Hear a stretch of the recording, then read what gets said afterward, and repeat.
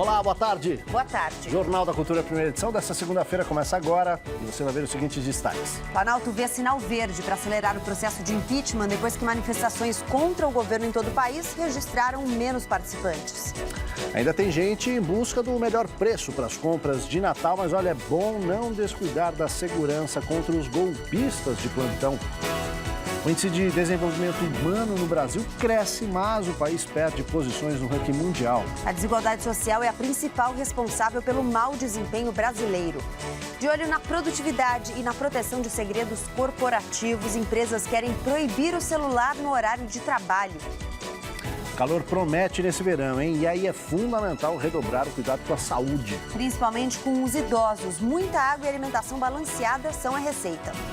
Não foi dessa vez. A seleção feminina de handebol está fora do Mundial da Dinamarca, mas já se prepara para superar o revés nas Olimpíadas do ano que vem.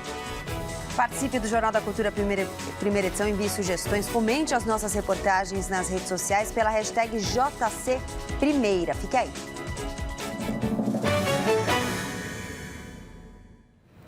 Começa hoje falando de saúde, né? Principalmente da terceira idade. Olha, há uma semana do início do verão, um alerta para os idosos. A estação mais quente do ano exige atenção redobrada de quem passou dos 60 anos.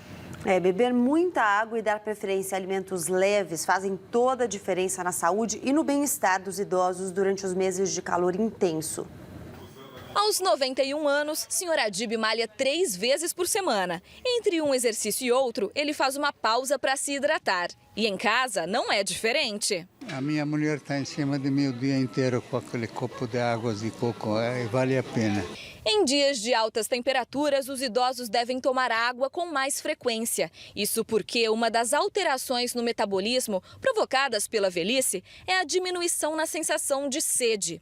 Para quem passou dos 60, a desidratação é uma das principais causas de internação. E para evitar isso, os especialistas alertam: o primeiro passo é cuidar da alimentação. Aumentar a ingesta de sal, como num churrasco, nesses petiscos à beira de praia, que são muito salgados, produtos industrializados, nós devemos evitar este consumo excessivo de sal, porque ele, retendo o líquido, indisponibiliza a água para as funções às quais ela realmente precisa. Nessa época, a dica é optar por alimentos saudáveis e de fácil digestão.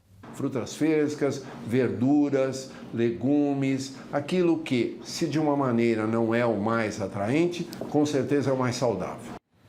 E essa preocupação vale para qualquer idade, né? E quando a gente quer saber uma receita e tal, a gente vai o quê? Para a internet, né? Mas olha, não dá para confiar em tudo que se lê na internet. Quando o assunto é alimentação, a regra também vale. Para ajudar, a Proteste lançou o movimento Viva Melhor, que promete uma vida mais saudável, pelo menos dicas para isso, né? Quem vai contar para a gente os detalhes é a repórter Luiz Versutti. Boa tarde, Luiz.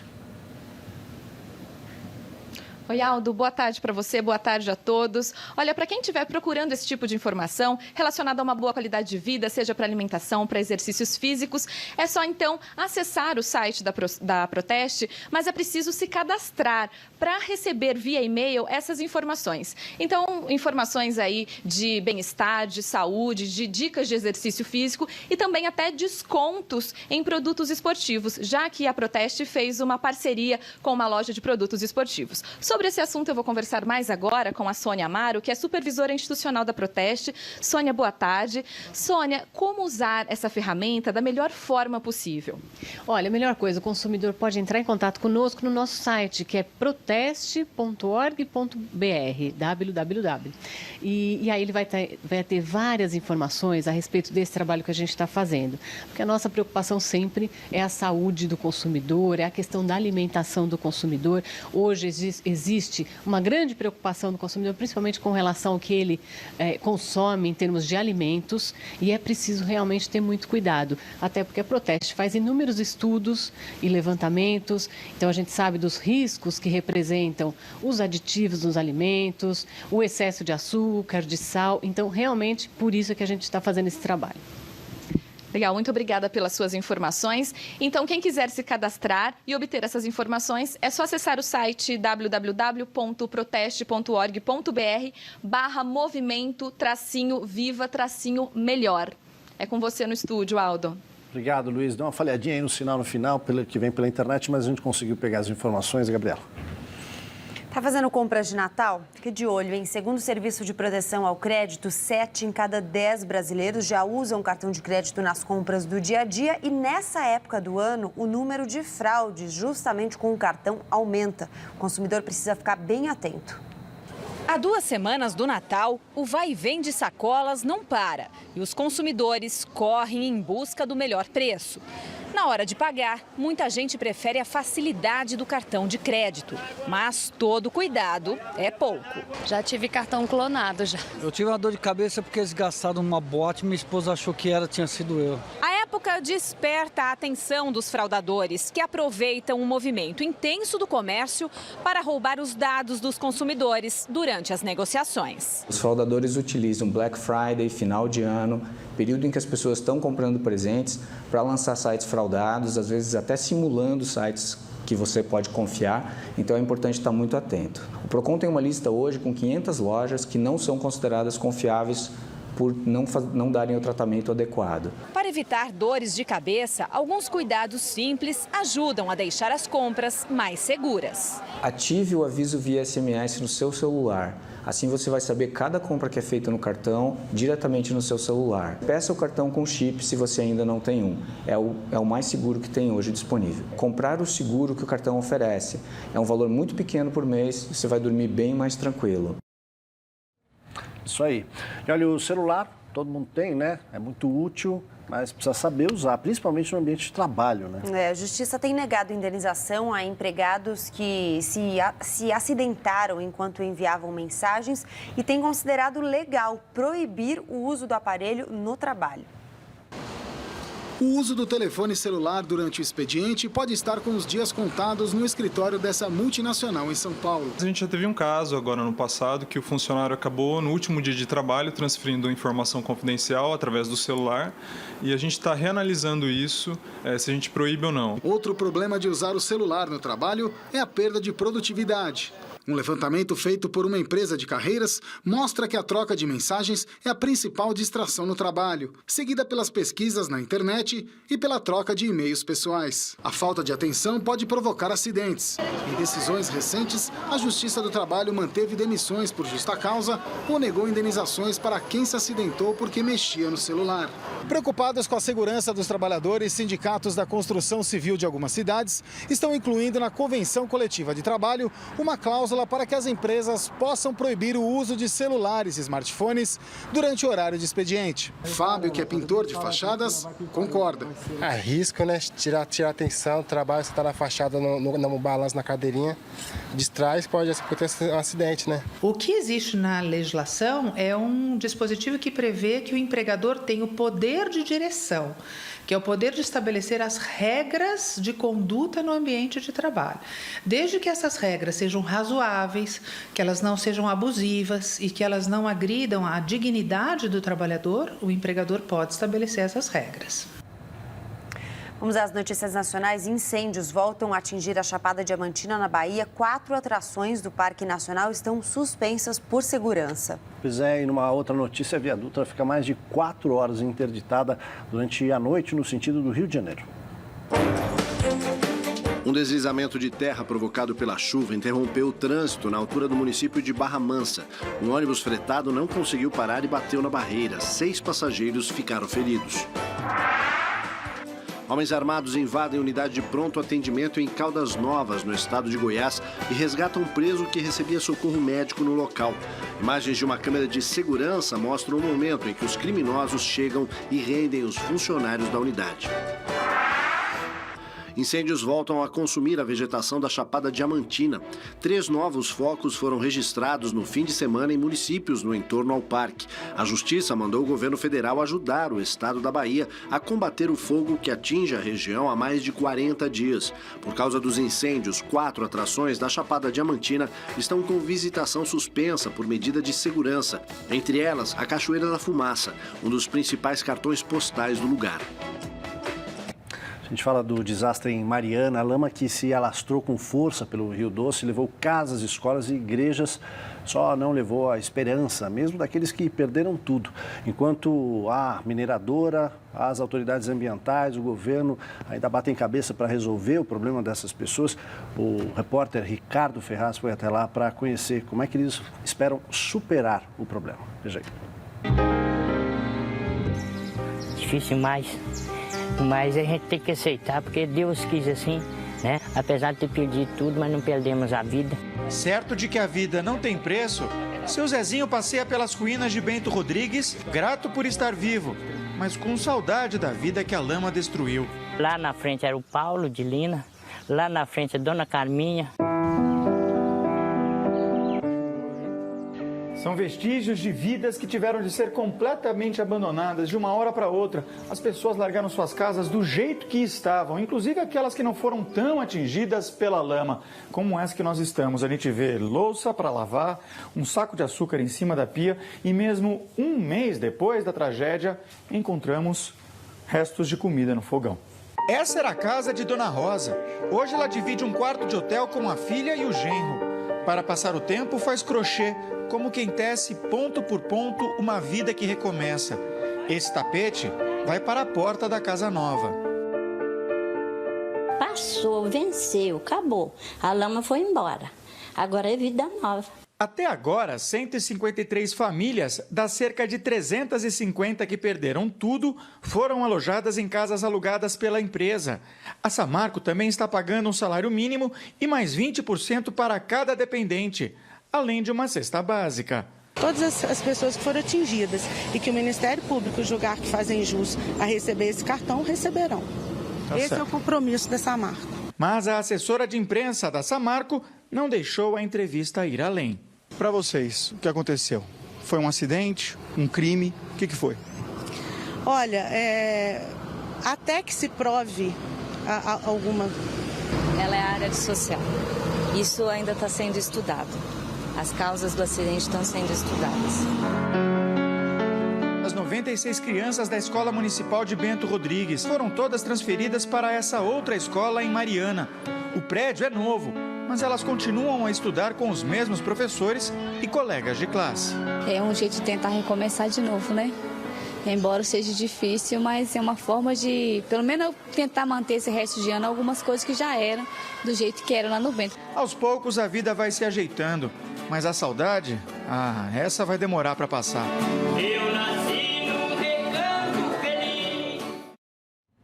A gente deseja aí toda a força para essa população, mas só com todo respeito ao seu Zezinho, que apareceu no final da reportagem tocando violão, ele começa a reportagem lamentando e dizendo que Deus quis assim. Deus não quis não, viu, seu Zezinho? Foi alguém que não fiscalizou, foi alguém que quis ganhar mais dinheiro, foi alguém que fez o que não devia fazer e por isso essa população hoje está sofrendo e esse dano dificilmente será recuperado se, enfim, as diferentes instâncias do governo não tomarem as atitudes que devem ser tomadas nesse momento. A ONU divulgou o Índice de Desenvolvimento Humano de 2014, que mede o bem-estar da população nos países. O Brasil melhorou, mas nós perdemos uma posição. O Brasil ocupa a posição de número 75 num total de 188 países. Em 2013, o país estava em 74º, mas foi ultrapassado pelo Sri Lanka. O IDH mede a expectativa de vida ao nascer, a escolaridade e a renda per capita. Quanto mais perto do 1, melhor o desenvolvimento. Apesar da queda no ranking mundial, o IDH brasileiro subiu. Em 2013, era de 0,752. Em 2014, a marca chegou a 0,755. Apesar de ser a maior economia da América Latina, o Brasil é o 13º colocado na região. A desigualdade social é a principal causa do mau desempenho brasileiro.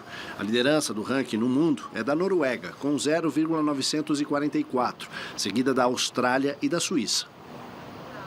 Milhares de pessoas protestaram pelo impeachment da presidente Dilma Rousseff em todos os estados do país nesse domingo, mas o número de pessoas nas ruas foi menor do que o contabilizado nas outras manifestações contra o governo esse ano. E para o Planalto, isso pode indicar que é a hora de acelerar o processo de impeachment antes que o apoio popular ao impedimento da presidente Dilma aumente. Os organizadores contaram 407 mil pessoas em 87 cidades. Já as polícias militares apontaram 83 mil. Os números são bem modestos se comparados às duas maiores manifestações, em agosto e março, quando algumas pesquisas apontavam 2 milhões de pessoas nas ruas. O dia 13 de dezembro também é simbólico. Há 47 anos era instituído no Brasil o Ato Institucional número 5, o mais temido dos atos, que trouxe censura, perseguição e levou à morte quem fosse contra o regime militar.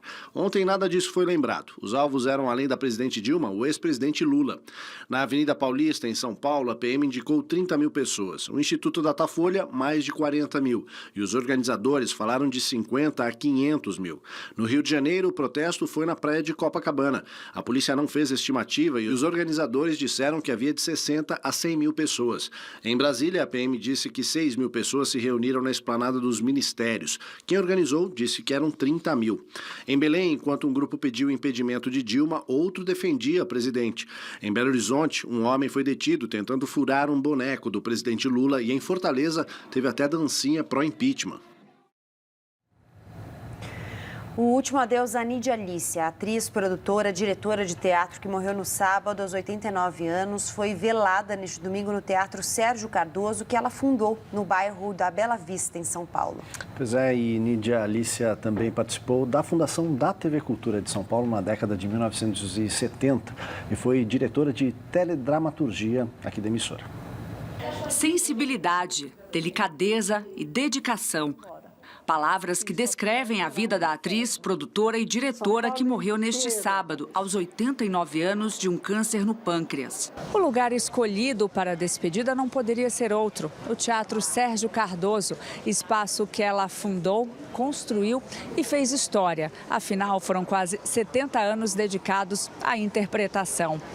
Amigos, familiares e colegas de trabalho vieram dar o último adeus e relembrar suas passagens marcantes nos palcos e fora dele. Nidia Alicia Quincas Pincerli Cardoso nasceu em Trieste, na Itália, em 1926. Chegou ao Brasil com 13 anos e aos 19 começou a carreira artística. A carreira teatral foi construída no lendário TBC, Teatro Brasileiro de Comédia, ao lado de outros grandes atores nacionais. Nidia Alicia também fundou em São Paulo um teatro que hoje leva o nome do ex-marido, o ator Sérgio Cardoso. Acho que o teatro brasileiro não seria o mesmo sem a Nidia Alicia. E como figura de mulher, figura feminina, ela entrou em lugares que foram, para a época, incríveis. Na realidade, ela tem um papel, mas muito forte na construção da cultura nesse país. Em especial na TV Cultura, onde ela desempenhou um papel de levar para a TV Cultura, dirigir um departamento de dramaturgia, onde a TV Cultura inovou, fez experimentação. Aqui fica o meu muito obrigado por ter acompanhado com tanta paciência e tanto carinho este programa. A gente vai para um intervalo rápido. A seguir, depois de investigação, o Egito nega que a queda do avião russo no fim de outubro tenha sido um ato terrorista. E mais, seleção feminina de handebol está fora do Mundial da Dinamarca, mas já pensa na Olimpíada do Rio. A gente volta já.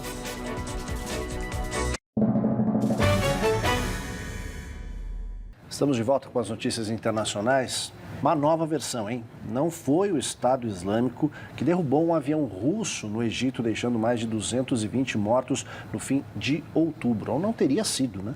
Naquela época foi uma discussão, né? Se foi, se não foi, até que a Rússia admitiu essa informação de que não foi o Estado Islâmico é de um relatório de autoridades egípcias que dizem que não há nenhum sinal de ato terrorista nessa aeronave analisada por peritos. A evidência naquela época de uma ação do Estado Islâmico que tinha sido admitida pela Rússia foi o que motivou Moscou a reforçar os bombardeios contra os terroristas na Síria. Veja outras notícias internacionais. Em um segundo turno de reviravoltas, a extrema-direita francesa perde espaço nas eleições regionais. Apesar de ter saído vitoriosa na primeira etapa da votação, a Frente Nacional, comandada por Marine Le Pen, não venceu em nenhum dos 13 departamentos do país. Mas a legenda sai fortalecida do pleito e deve ganhar espaço na disputa para a presidência da França em 2017. 9 mulheres são eleitas para cargos públicos na Arábia Saudita. Em um pleito histórico com participação feminina pela primeira vez, elas foram escolhidas para compor os conselhos municipais de 2 cidades. Dos 6.000 candidatos, apenas 900 eram mulheres, mas o cenário já foi visto com entusiasmo. Além de candidatas, as sauditas foram também pela primeira vez às urnas como eleitoras. A concretização de uma velha promessa do rei Abdullah, que morreu em janeiro. Apesar de ser visto como histórico, o acordo final da Cúpula do Clima em Paris tira o peso dos compromissos de redução da emissão de carbono. O texto reforça o esforço que os países farão para limitar o aquecimento global a 1,5 graus Celsius e consolida a mobilização anual de 100 bilhões de dólares a partir de 2020 para apoiar o desenvolvimento de políticas sustentáveis em países pobres. Mas as metas de redução foram apresentadas como voluntárias a serem adotadas conforme a possibilidade de cada nação e sem força de lei. Segundo analistas, o Brasil teve um papel importante nas negociações. O país sempre teve um protagonismo nessas negociações de meio ambiente, clima, e andava meio apagadinho, mas parece que foi importante aí participar da COP21. Vamos para a hora do esporte. Cadu Cortez, tudo bem? Tudo bem, Gabi? Boa tarde. Boa tarde. Tudo bem, Aldo? Salve, Cadu. Tranquilo? Muito bem. Começamos a nossa hora do esporte já fazendo um convite para que você participe com a gente. Vai aparecer aí a hashtag. Vamos ver se aparece aqui, ó. Olha aí, aqui, né? Ao contrário, aqui. JC Primeira para você participar com a gente também nas redes sociais. Pode cornetar, falar sobre esporte. Fique à vontade para mandar a sua sugestão também, que nós vamos tentar atender aqui na hora do esporte. Legal? Pode falar bem também. Pode falar bem não também. Só cornetar. É lógico também que quando fala de esporte, o pessoal gosta daquela espizinhada, aquela cornetada.